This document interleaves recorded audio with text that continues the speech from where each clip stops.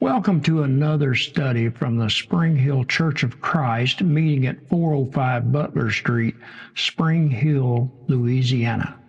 I'm Mike Hughes, the host for this Bible study from the book of 1 Samuel, chapters 11 through 13.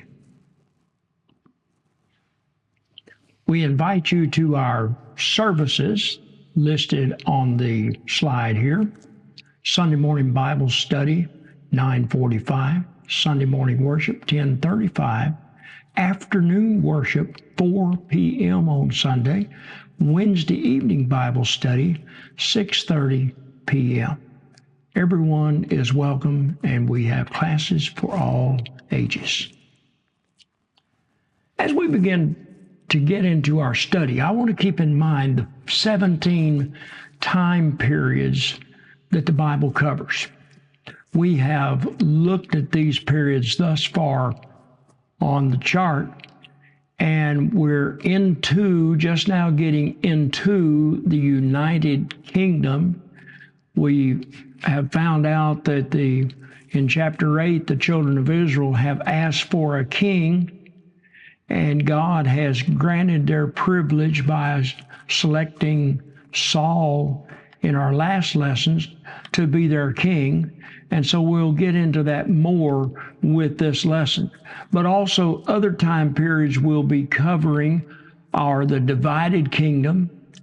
David's son Solomon, after his reign, we have Rehoboam and Jeroboam. Jeroboam will take 10 tribes and go to Dan and Bethel and set up places to worship, and they will be established there until roughly 721. They go into Assyrian captivity, and then of course that'll leave Judah alone. That will be around till about 605, and 605 they will have been taken into Babylonian captivity for a 70-year period, and then we have that captivity period and a return from captivity in 3 groups that we always talk about, and culminating around 539 BC. We have 400 years of silence between the testaments until we get to the life of Christ, Matthew, Mark, Luke, and John. The early church, the book of Acts covers, and then the letters to Christians, Paul writing the majority of the letters, and we also have general epistles written by Peter, James, John, Jude. And of course, then finally, we have the book of Revelation. In our study, we're in 1 Samuel with this study, and we happen to be in chapters 11 through 13, chapters 11 through 13 in our study of the book of Samuel. This chart kind of gives us a dating from the birth of Samuel, roughly 1105 BC, the birth of Saul, 1080 BC. Saul is the anointed king. We fix the date around 1050 BC. And of course, we have the birth of David, about 1040. David is going to be anointed 1825 or 16, I think that is, 25. No, 1025. Can't read my own writing there. 1025 BC. David rules over Judah, 1010. And we'll cover within these two Samuel books, we'll cover to 1003 BC roughly. So that's a dating for these books. And of course, for those of you that like a kind of a written chart, here is a written chart for you to look at the divisions, the reference.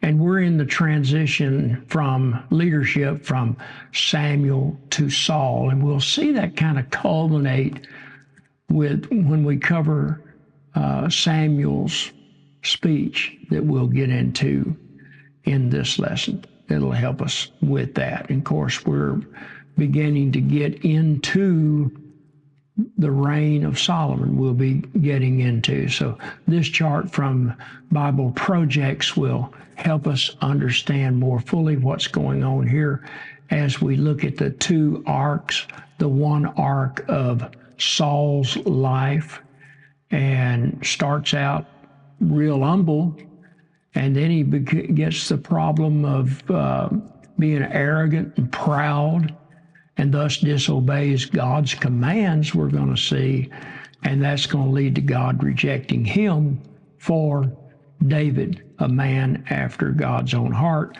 which leads us to the arc that we see there for David's life when it begins going all the way into then 2 Samuel. Of course, Benjamin comes into play because Saul being from the tribe of Benjamin, and there we have a pictorial of the tribe of Benjamin, and particularly we'll be talking about Michmash some today, so there is its location for you to remember. Remember, we had the Lord telling Samuel to obey the voice of the people in all that they say to you, chapter 8, verse 7, for they have not rejected you, but have rejected me from being king. We have Saul's attitude at first. We see Saul answers, am I not a Benjamite from the least of the tribes of Israel? And is not my clan the humblest of all the clans of the tribes of Benjamin? Why then have you spoken to me in this way?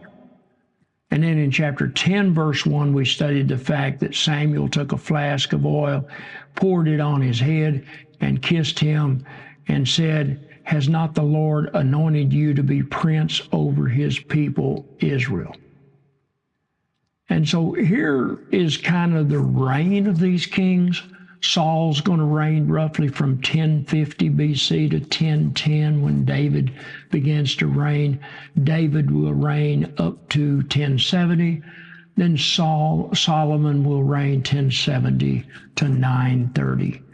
The beginning of Saul's reign and some of the places of interest there that we see. Let's see, we start out with, of course, Gibeah is talked about.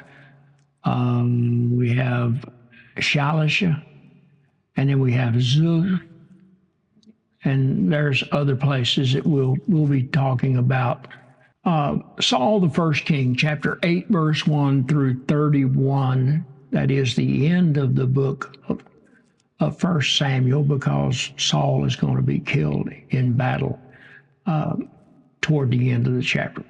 And so we're at the second transition of leadership. Of course, the first transition was Eli to Samuel. Now we're going to have Samuel to Saul in this. The cause of the transition we're going to talk about in the first, we looked at in the first verse 1 through 9. The transition from Samuel to Saul, and we're kind of in the midst of that.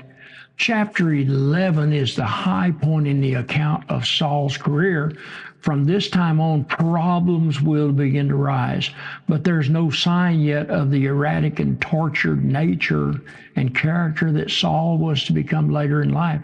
Here we have Saul proving his worth, illustrating to himself and his people that a king could, with God's help, bring deliverance to the people.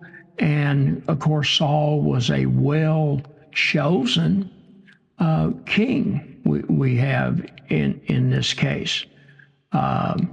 Ironically, Saul's opportunity to demonstrate his qualification was provided not by the Philistines and not in his own home territory, but by the Ammonites to the north and on the eastern side of the river Jordan up to Jabesh Gilead.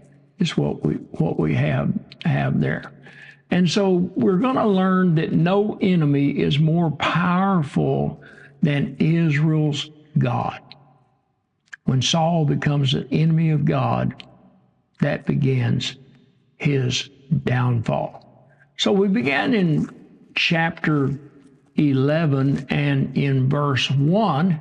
Then Nashal, the Ammonite, went up and besieged Jabesh Gilead, and all the men of Jabesh said to Nahash, make a treaty with us, and we will serve you. But Nahash, the Ammonite, said to them, on this condition I will make a treaty with you, that I gouge out all your right eyes, and thus bring disgrace on all Israel. The elders of Jabesh said to him, give us 7 days respite, that we may send messengers through all the territory of Israel. Then if there is no one to save us, we will give ourselves up to you.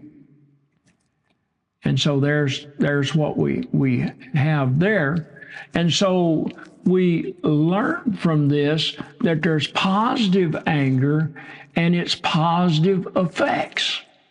Verse 4 beginning. Kingship was a new concept to Israel, and it does not seem to have occurred to anyone that this was just the sort of situation for which Saul had been appointed. But it certainly occurred to Saul. No royal court had been set up yet. And so on this occasion, Saul's reaction is going to be with raging anger. And though whether at the presumption of the Ammonites or at the capitation of the Israelites is not for certain, his anger was not the kind that boils but paralyzes. It was the kind that provokes and determined action. And Saul's major achievement here was to bring the people together. And so when the messengers came to Gibeah of Saul, they reported the matter in the ears of the people, and all the people wept aloud. And so now, behold, Saul was coming from the field behind the oxen, and Saul said, what is wrong with the people, that they are weeping? So they told him the news of the men of Jabesh. And the Spirit of God rushed upon Saul when he heard these words, and his anger was greatly kindled. He took a yoke of oxen and cut them in pieces, and sent them throughout all the territory of Israel by the hand of messengers, saying, whoever does not come out after Saul and Samuel, so shall it be done to his oxen. And then the dread of the Lord fell upon the people, and they came out as one man. So they're ready to react. They're ready to join up with God. So fear came on them, so they come up. So on this occasion, Saul's reaction was raging anger. Saul's major achievement here is to bring the people together. And so the value of unity and community is next seen beginning in verse 8. When he mustered them at Bezek, the people of Israel were 300,000, and the men of Judah 30,000. And they said to the messengers who had come, thus shall you say to the men of Jabesh Gilead, tomorrow by the time the sun is hot, you shall have salvation. In other words, that's around high noon. When the messengers came and told the men of Jabesh, they were glad. Therefore the men of Jabesh said, tomorrow we will give ourselves up to you, and you may do to us whatever seems good to you. The next day, Saul put the people in 3 companies, and they came into the midst of the camp in the morning watch and struck down the Ammonites until the heat of the day, and those who survived were scattered, so that no 2 of them were left together. Then the people said to Samuel, who is it that said, shall Saul reign over us? Bring the men that we may put them to death. But Saul said, not a man shall be put to death this day, for today the Lord has worked salvation in Israel. So Samuel said to the people, come, let us go to Gilgal, and there renew the kingdom. So we're going to have another ceremony anointing Saul as king, since the people are so inclined. So all the people went to Gilgal. There they made Saul king before the Lord in Gilgal. There they sacrificed peace offerings before the Lord, and there Saul and all the men of Israel rejoiced greatly. Now, once again, here's that map, and I'll stay off the camera so it don't chroma key on us. Nahash and the Ammonites attack Jabesh Gilead. Saul musters the Israelite forces at Bezek, and so we see where these places are. We see Bezek. Next, Saul rescues Jabesh Gilead. There's Jabesh Gilead, kind of a question mark as to the location. The Israelites now are going to renew. They're going to go to Gilgal, and they're going to renew Saul's kingship. So that's what this map shows us very easily. So now we're going to get into Saul's speech. The writers of the books of Samuel and Kings often use speeches to summarize teachings and to make major points. For example, Hannah's prayer could be seen as fitting into that category, and Samuel's speech here certainly does that, fits into that category. So now that Saul's appointment has been fully ratified and recognized, Samuel realizes that his own role has changed. It doesn't mean the end of his own ministry. He has not lost the capacity to hear God speaking, and he will remain in a constant role of acting as a spiritual advisor and guide, and however his function as judge and leader of the people has now been superseded by the appointment of a king.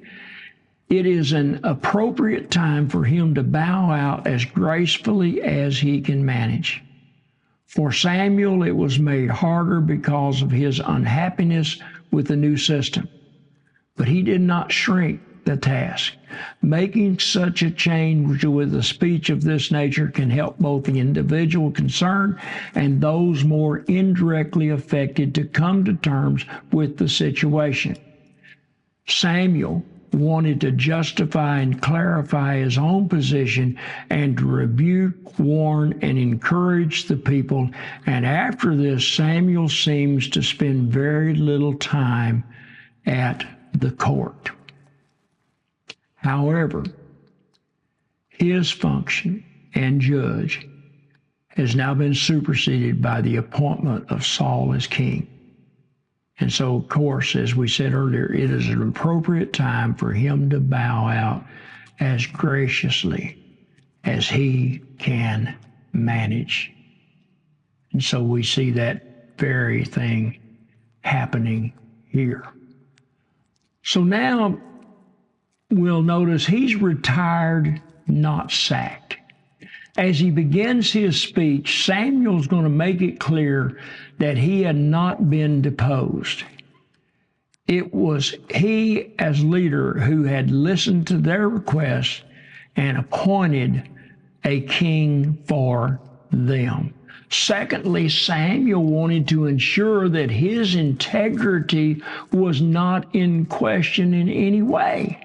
His stepping down was in no way a judgment or a punishment from God. Samuel's record is impressive and stands as a model for any leader. And so we began looking at this at verse 15, and Samuel said in verse 1 here, Samuel said to all Israel, "Behold, I have obeyed your voice in all that you have said to me, and have made a king over you. And now, behold, the king walks before you, and I am old and gray, and behold, my sons are with you. I have walked before you from my youth until this day. For here I am, testify against me before the Lord and before his anointed, whose ox have I taken? Or whose donkey have I taken? Or whom have I defrauded? Whom have I oppressed? Or from whose hand have I taken a bribe to blind my eyes with it? Testify against me, and I will restore it to you. And they said, you have not defrauded us, or oppressed us, or taken anything from any man's hand. And he said to them, the Lord is witness against you, and his anointed is witness this day, that you have not found anything in my hand. And they said, he is witness. So the people have agreed he has not done anyone wrong. So that's what we see there. So providing a necessary perspective. Once the issue of his own integrity has been settled, Samuel's going to move on to provide a historic overview, putting their request for a king in perspective. He develops a sense of unity with those who had gone before and an awareness of strong and clear links with the past is very important at this time for the Israelites.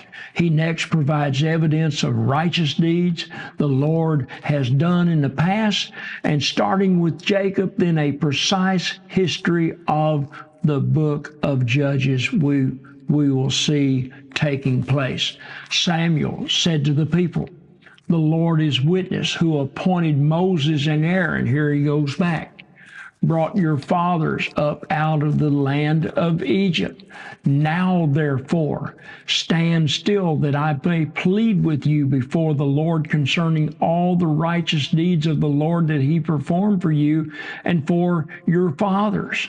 When Jacob went into Egypt and the Egyptians oppressed them, then your fathers cried out to the Lord, and the Lord sent Moses and Aaron, who brought your fathers out of Egypt and made them dwell in this place.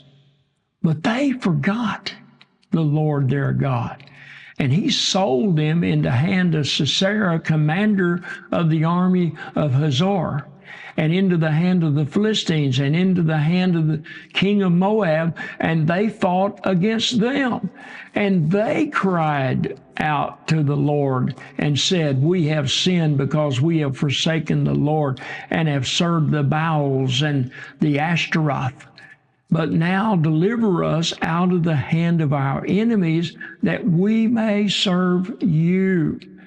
And the Lord sent Jerubbaal and Barak and Jephthah and Samuel, and delivered you out of the hand of your enemies on every side, and you lived in safety.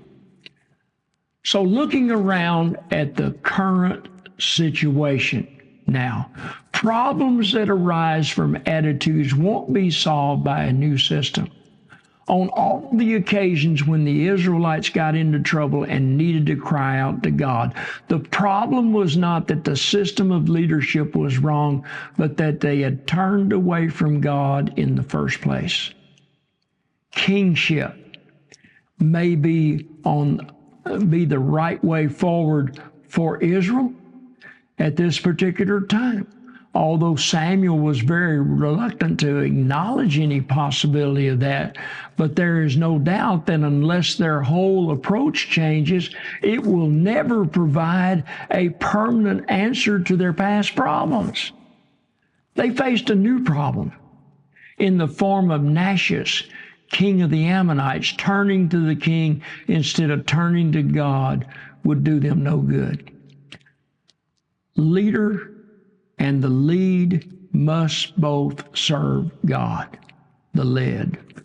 Saul, king, but virtually they still understand God was still in ultimate charge. As long as they saw the king as God's representative, ruling over them as God's people, then the situation would be righted.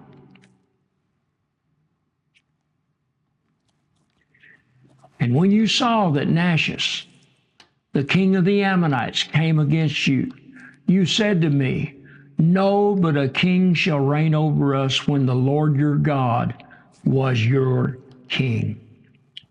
And now the king whom you have chosen, for whom you have asked, behold, the Lord has set a king over you, And if you fear the Lord and serve him and obey his voice and not rebel against the commandment of the Lord, and if both you and the king who reigns over you will follow the Lord your God, it will be well. But if you will not obey the voice of the Lord, but rebel against the commandment of the Lord, then the hand of the Lord will be against you and your king. Now therefore stand still and see this great thing that the Lord will do before your eyes. Is it not wheat harvest today? I will call upon the Lord that he may send thunder and rain, and you shall know and see that your wickedness is great, which you have done in the sight of the Lord in asking for yourselves a king. So Samuel called upon the Lord, and the Lord sent thunder and rain that day, and all the people greatly feared the Lord and Samuel. And all the people said to Samuel, pray for your servants to the Lord your God, that we may not die, for we have added to all our sins this evil to ask for ourselves a king. So looking forward to the ongoing life as God's people, chapter 12, verse 20 through 25. God's ongoing support and power. Idols will be useless, but Israel's God most certainly is not. Idols can do them no good. Israel's God is the one, the only one who can rescue them. They may have made a mess of things, but God's ongoing care for them should never be doubted. And they've got to understand that.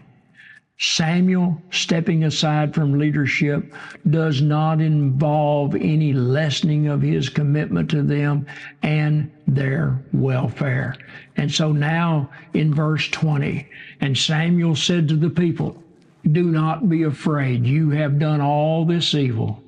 Yet do not turn aside from following the Lord, but serve the Lord with all of your heart. And do not turn aside after empty things that cannot profit or deliver, for they are empty.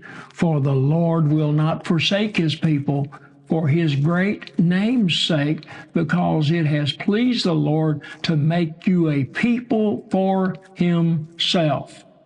Now, Peter calls this a special people, zealous for good works, is what we see in the book of Peter. Moreover, he says, as for me, far be it from me that I should sin against the Lord by ceasing to pray for you, and I will instruct you in the good and the right way. Only fear the Lord and serve him faithfully with all your heart, for consider what great things he has done for you. But if you still do wickedly, you shall be swept away, both you and your king. So once again, we're in part 2, the second transition. We've looked at the cause of the transition. We have read the transition from Samuel to Saul with the ending of this speech. And now we're going to begin in chapter 13 through 15 to get into the reign of Saul. Only 3 chapters.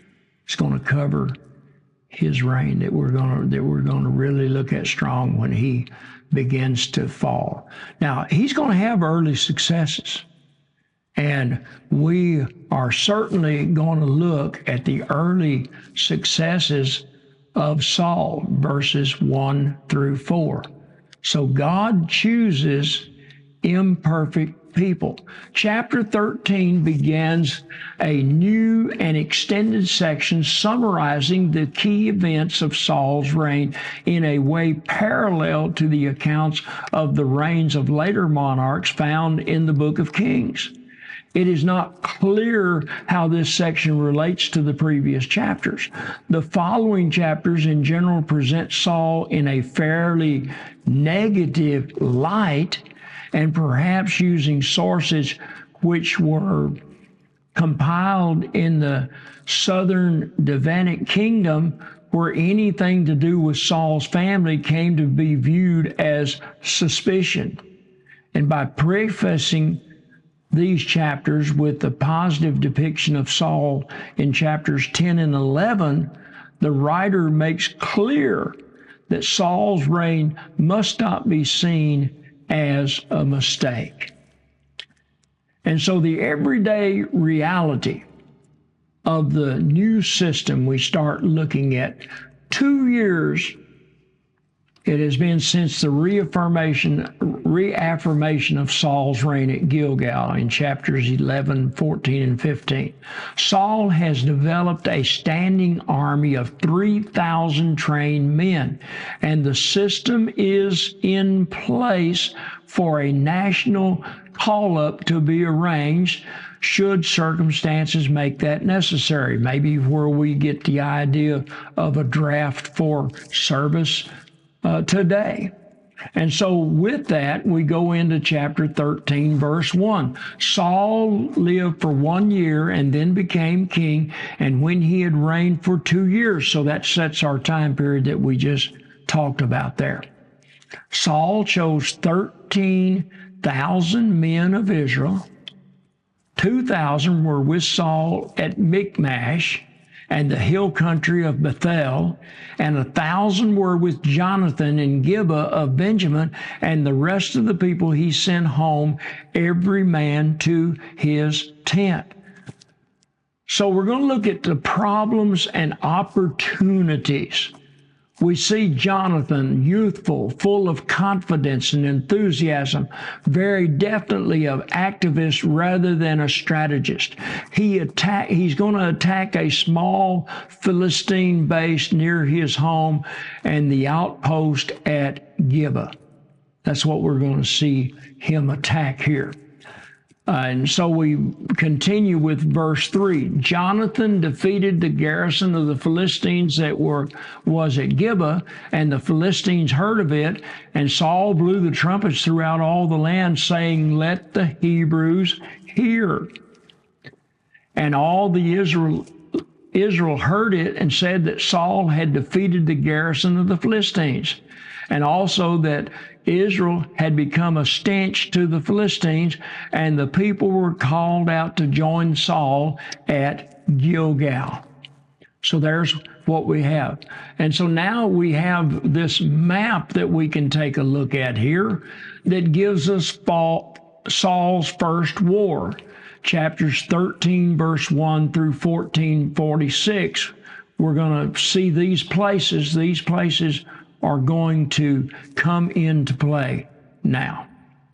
And here is a map that will also depict this for us, that we can see these various points of interest. And we're looking at his first point. There's Gibeah on this map drawn in here, so you can see where Saul's first campaign took place, that he took the garrison there. So with that, continuing into our part 2, and as we go through these transitions, and now we're in the reign of Saul, we're still in that particular, and we've looked at the early successes, and now we're going to begin in the remainder of the study to get into the failures and the problems that those failures are going to cause. Here's the Philistine havoc that we just discussed. Here is a map of that. Comes from Thomas Nelson Corporation, and in their book of Bible charts and maps, you'll find that study. So now let's notice Saul's decline and fall. Don't get mixed up and think this was Saul before he became Paul. This is altogether different. Saul, I've had people ask that question before. This is Old Testament, not New Testament now. So let's look at these declines. and the causes and the results. Here we go. Here's what we're going to see. A presumptuous sacrifice. Chapter 13, verse 14. We'll read about that in a few minutes. And that's going to be the loss of his kingdom is going to be foretold. No one else within his kingdom is going to carry on as king. He's going to make a foolish curse that concerning his son. And this curse is going to fall on Jonathan, is what's going to happen, because he's going to be the one that comes in and eat, not knowing about the curse. Number 3, he's going to spare Agag, king of the Amalekites and the flocks. He was told to utterly destroy everything. And as a result, total loss of his kingdom. Chapter 15, verse 28, we're going to hear of that. So that's the decline. He's going to lose fellowship with God. He's going to have unanswered prayers. Chapter 28 of 1 Samuel, verse 6. He's going to visit a medium, a soothsayer, a fortune teller, we would probably call it today. And his doom is going to be predicted. By this time, Samuel will have died, and he's even going to appear to. So he's going to wind up taking his own life. And so that's going to be the end of his dynasty. Chapter 31, verses 4 and 6. So that's what we're going to see. So this failure is going to begin with verse 5. So I want you to see this as we begin to look at his failure. The Philistines mustered to fight with Israel. 30,000 chariots, 6,000 horsemen and troops, like the sand on the seashore in multitude. They came up and encamped in Michmash to the east of Beth Aven. Beth Aven is how you would pronounce that. And when the men of Israel saw that they were in trouble, and in a parenthetical statement, for the people were hard pressed, the people hid themselves in caves and in holes, in rocks and in tombs and in cisterns. And some Hebrews crossed the fords of the Jordan to the land of Gad and Gilead, and Saul was still at Gilgal, and all the people followed him trembling.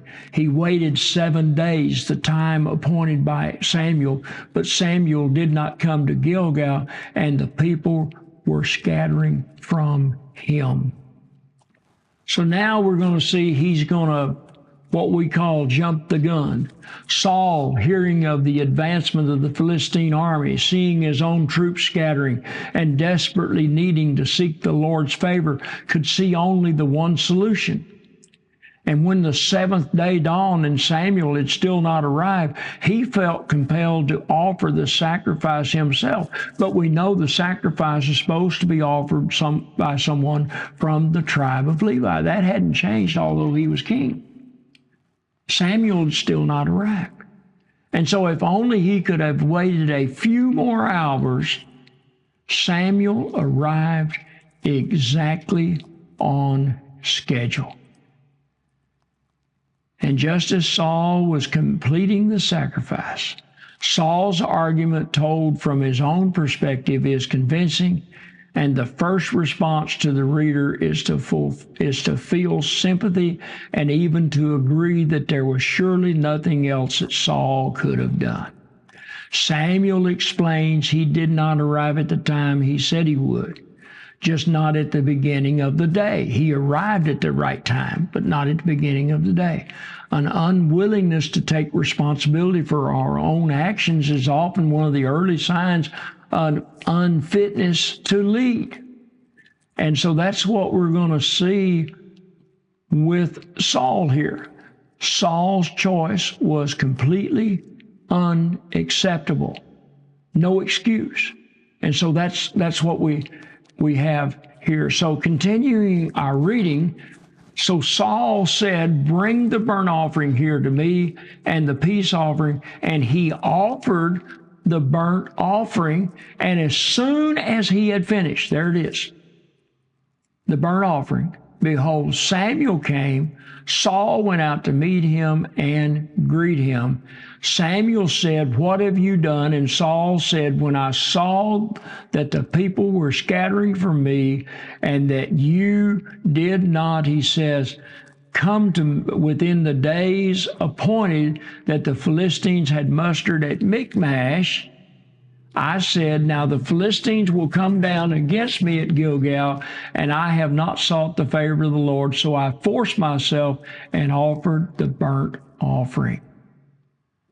So now what we're going to learn now is that actions do have consequences. Saul does not seem to have realized the implication of his actions. He has no apparent qualms about telling Samuel what he had done, perhaps convincing himself he had no other choice and it was Samuel's fault. His behavior described simply as acting foolishly and not keeping the Lord's command would have serious consequences to Saul. And Samuel said to Saul, you have done foolishly. You have not kept the commandment of the Lord your God with which he commanded you, for then the Lord would have established your kingdom over Israel forever. You'd have had a dynasty. But now your kingdom shall not continue. The Lord has sought out a man after his own heart, and the Lord has commanded him to be prince over his people because you have not kept what the Lord commanded you. So the job remains to be done. We're not told whether Samuel did carry out sacrifices before he left, but he did leave. Perhaps his actions was not intended to symbolize that the task of combating the Philistines remained Saul's responsibility and had still to be carried out. The paltry army had been reduced that had gathered at Gilgal to 600. Apparently, in spite of the huge show of force from the Philistines, the full-scale battle never took place. The Philistine forces did take over sections of previously held Israelite territory, including the areas of Saul's camp at Michmash, but raiding parties were preventing them from reaching the areas where Saul's depleted army remained. Israel was not forced into total surrender, but was able to engage the Philistine forces in constant minor skirmishes, in spite of their lack of weapons. This shows that Saul and his troops were not lacking in courage or ability, and indicates that Saul was indeed doing his best to fulfill his commission. Now that's what we see in this passage. And so here we go in verse 15. And Samuel arose and went up to Gilgal. The rest of the people went up after Saul to meet the army, and they went up from Gilgal to Gibeah of Benjamin.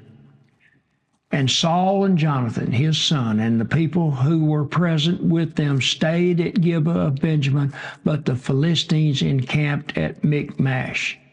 And the raiders came out of the camp of the Philistines in three companies. One company turned toward Ophrah, the land of Shual. Another company turned toward Beth Horon, and another company turned toward the border that looks down on the valley of Zibium toward the wilderness. Now there was no blacksmith to be found throughout all the land of Israel, for the Philistines said, lest the Hebrews make themselves swords or spears. But every one of the Israelites went down to the Philistines to sharpen his plowshare, his mattock, and his axe. We learn there. And the charge was 2/3 of a shekel for the plowshares and for the mattocks, and 1/3 of a shekel for the sharpening the axes, for the setting of the goads. So on the day of battle, there was neither sword nor spear found in the hand of any of the people with Saul and Jonathan, but Saul and Jonathan his son had them, and the garrison of the Philistines went out to the pass of Michmash. So with that, that's going to conclude our study for this week. So next week, we're going to look further at Saul's failure, and we're going to look at his ultimate failure. We're going to look at two more failures. We're going to be looking at the rash oath he makes, and we're going to look at him sparing the king Agag, the king of the Amalekites, when he was told to utterly destroy the people. And that's actually what's going to cost him his kingdom. We're going to see that in 1 Samuel chapter 14 through chapter 16. So cheerio, mate. With that, Bob's your uncle. If you found this video helpful and wish to learn more, be sure you download the note card that goes with this lesson and our free 4-lesson Bible correspondence course. You will find the links in the description below. We here at the Spring Hill Church of Christ, meeting at 405 Butler Street in Spring Hill, Louisiana, want to help you with your growth in your knowledge of God's Word. Remember, we are in it for the likes and the subs, so be sure to like us, subscribe to our channel, and tell others. Thanks for watching. In the meantime, in between time, we will see you next time. Cheerio, mate. And with that, Bob's your uncle.